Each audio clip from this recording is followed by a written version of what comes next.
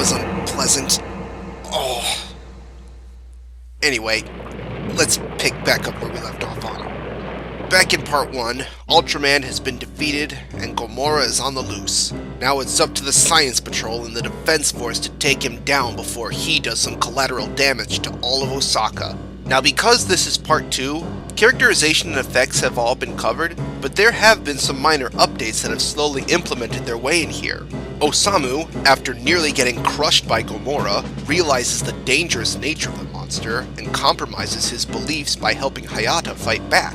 And not in a reckless way like Hoshino, but in a way that actually helps him, by returning his beta capsule to him, which somehow got separated from Ultraman during his fight with Gomora.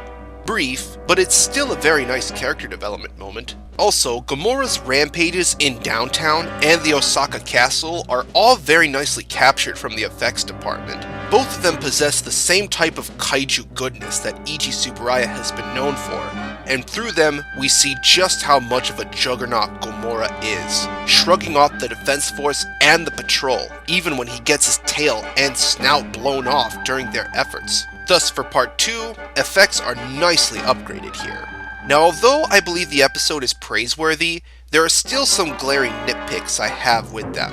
Apart from the albeit stale performances of the cast, the patrol's reasoning to compromise the logic of transporting a monster is still pretty glaring of the team, and the way they resolve their mistake once Gomora goes berserk by making a stuffed display of him is admittedly pretty cheap of them to avoid any consequences for their actions, considering past instances show that they love to guilt members that mess up, which is kind of petty of them to see them here trying to dodge the bullet. The ending I also personally wish was more bittersweet because throughout part 1, the patrol goes on about how much they must protect Osaka, and even more so in part 2, where they talk about how precious the Osaka castle is. Yet despite all that, both city and monument are destroyed by Gomora's rampage, and the team is left with literally no repercussions for their actions. Despite all that though, the effects are still great and the monster action is superb. Coupled with the nice variety of locale in part 1 and the serious tone in part 2, these two-part episodes are undoubtedly some of the